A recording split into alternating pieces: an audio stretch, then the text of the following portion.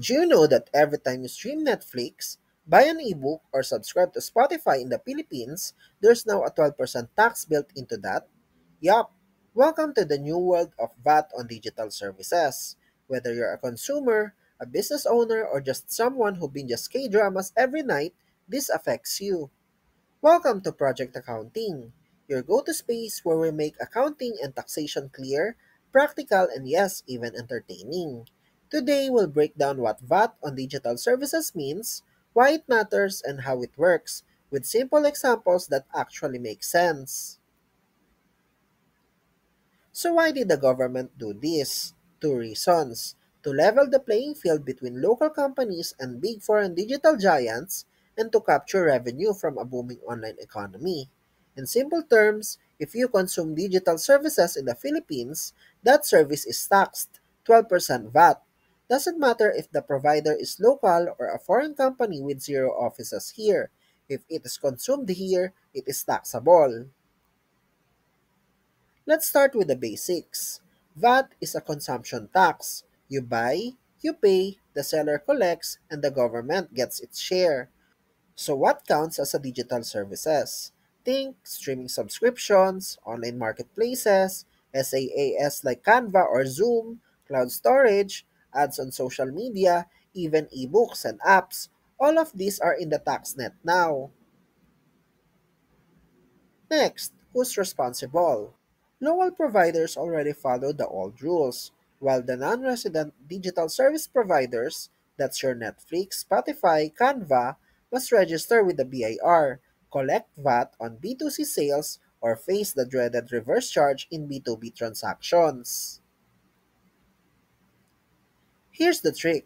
If you're a consumer like streaming Netflix, the provider adds 12% VAT and remits it. If you're a VAT-registered business buying, say, cloud software, you apply the reverse charge. You withhold the 12%, pay it to the BIR, and may claim it as input VAT. And don't forget marketplaces. If they control key parts of the sale like setting terms or arranging delivery, they can be liable for the VAT too. So Lazada or Shopee's platforms, they better be paying attention. Let's talk timing. The law was signed in October 2024. Implementing rules kicked in February 2025. By May 31, 2025, foreign DSPs had to start charging VAT.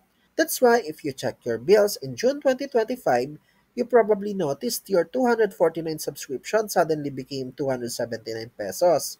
Surprise, that extra 30 pesos, that is VAT. Let's crunch quick numbers. For example, streaming subscription. For 500 subscription, the VAT is 12%, so 60 pesos. So you pay 560 pesos, easy.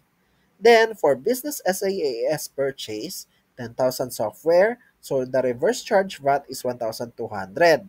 The Philippine buyer remits the 1,200 but can claim it as input VAT. Then, for marketplace, the platform sets terms and handles delivery. It can be on the hook for VAT, not just the seller. So yeah, even platforms get dragged into this. Some myths floating around. Only big tech is affected. Wrong. Any provider above 3 million peso sales threshold may fall under this. If I pay with a foreign credit card, I avoid VAT. Nope. The BIR checks billing addresses, IPs, and other data. Foreign DSPs can claim input VAT back. Sorry, the law says no. And marketplaces never pay. False again. Depends if they control the supply. If you are a non-resident DSP, check if sales exceed 3 million pesos. Register via the BIR's VDS portal, collect 12% on B2C sales, and file Form 2550DS.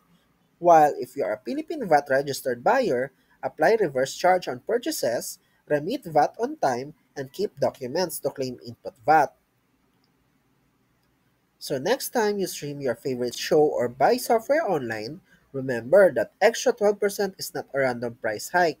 It is VAT at work. The law reshapes how digital business and taxation work in the Philippines, and whether you're a student, entrepreneur, or consumer, understanding it keeps you ahead. Now, I want to hear from you. Do you think taxing digital services is fair or just another burden for consumers? Drop your thoughts in the comments. I'd love to see what you think. So if you found this helpful, hit that like button, subscribe for more simplified tax and accounting breakdowns, and share this with your Netflix buddy who's still wondering why their bill went up. See you in the next video!